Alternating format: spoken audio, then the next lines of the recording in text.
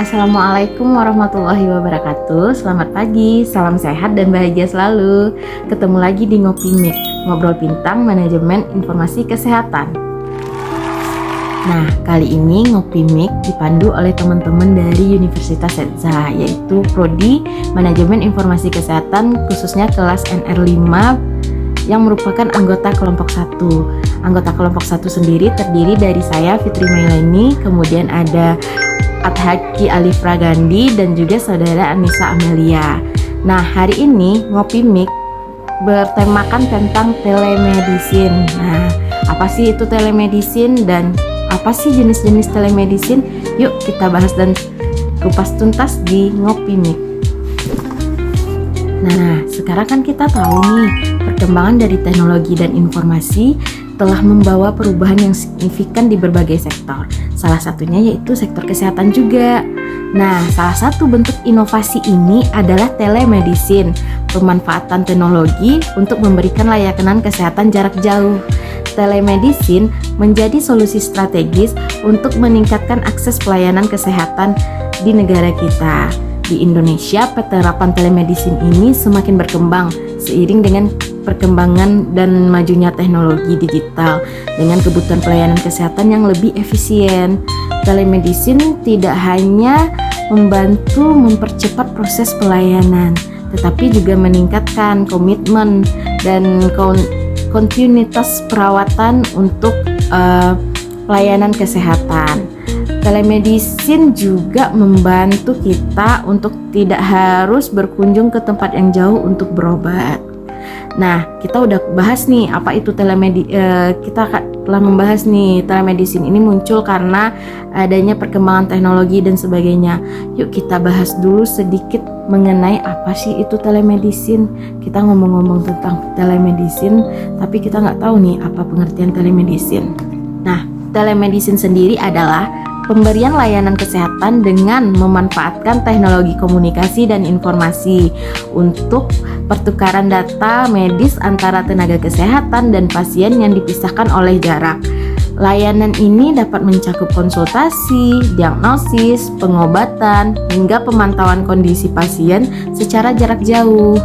Telemedicine bertujuan untuk yaitu meningkatkan akses, kualitas, efisiensi pelayanan kesehatan tanpa mengharuskan pertemuan langsung nih antara si pasien dan juga tenaga pemberi kesehatan gitu.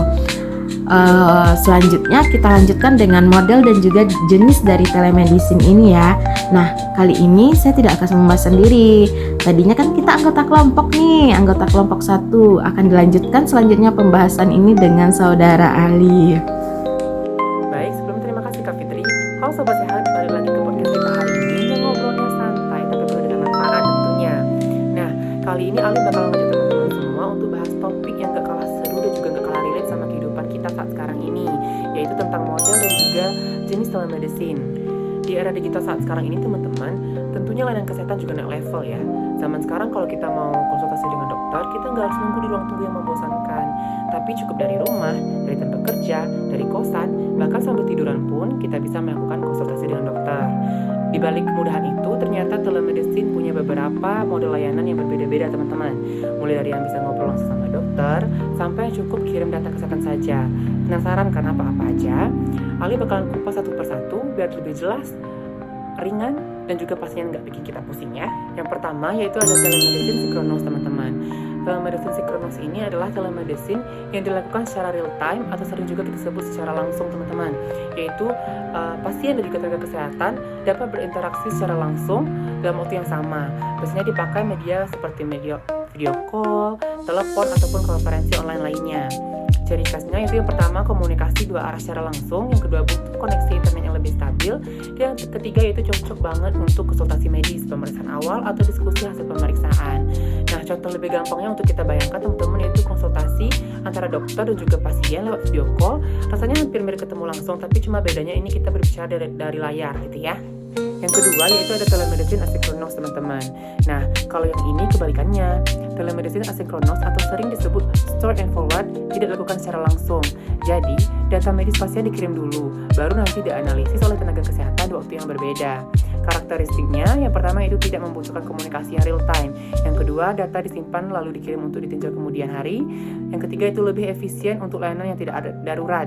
Contohnya itu pasien mengirimkan foto luka, hasil radiologi, atau rekam medis elektronik, lalu kemudian dokter menganalisisnya beberapa waktu kemudian. Nah, Alif udah bahas nih teman-teman 2 jenis telemedicine. Sesuai yang dibahas di atas tadi kan ada 4 jenis nih. Selanjutnya akan dilanjutkan oleh teman kami yaitu Kak Anissa. Kepada Kak Anissa kami persilakan. Halo Sobat Sehat, terima kasih Alif dan Fitri. Saya, Anissa Amelia, akan menjelaskan tentang 2 jenis telemedicine lainnya, yaitu Mobile Health dan Remote Patient Monitoring. mHealth atau Mobile Health adalah merupakan layanan kesehatan yang memanfaatkan perangkat mobile seperti smartphone, tablet, dan aplikasi kesehatan lainnya. mL berfokus pada edukasi kesehatan, pengingat pengobatan, serta pemantauan kondisi kesehatan secara mandiri. Karakteristik mHealth itu adalah yang pertama, menggunakan aplikasi mobile.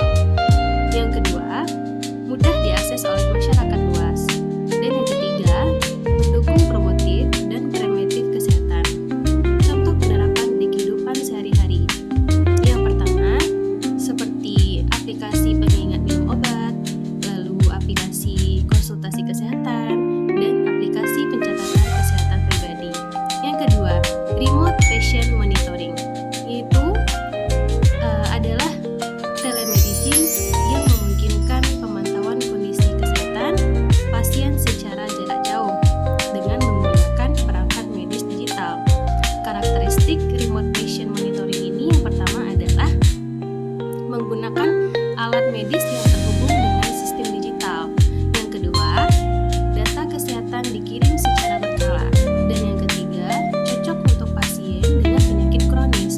Contoh penerapan di kehidupan sehari-hari yaitu seperti pemantauan tekanan darah, kadar gula darah, atau denyut jantung pasien dari rumah.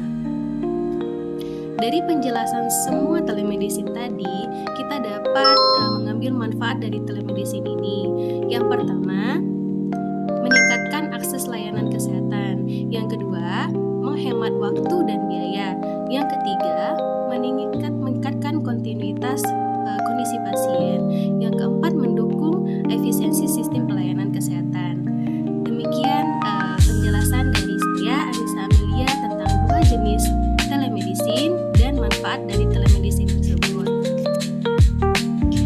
Demikian 2 penjelasan dari 2 jenis telemedicine lainnya, yaitu mobile health dan remote patient monitoring serta manfaat telemedicine. Selanjutnya akan dipaparkan oleh teman saya Fitri. Terima kasih. Nah, terima kasih nih untuk Mbak Anissa dan juga Alif yang telah membantu menjabarkan apa sih jenis telemedicine dan juga manfaat telemedicine. Kita urai dari awal lagi ya. Tadi kita udah bahas definisi, latar belakang kenapa bisa telemedicine ini muncul. Kemudian teman kita juga membahas bagaimana itu jenis dan model dari telemedicine sampai manfaat dari telemedicine. Nah, demikian dulu ya Ngopi Mik hari ini, ngobrol pintar manajemen informasi kesehatan. Sampai jumpa di podcast Mik selanjutnya. Salam sehat. Assalamualaikum.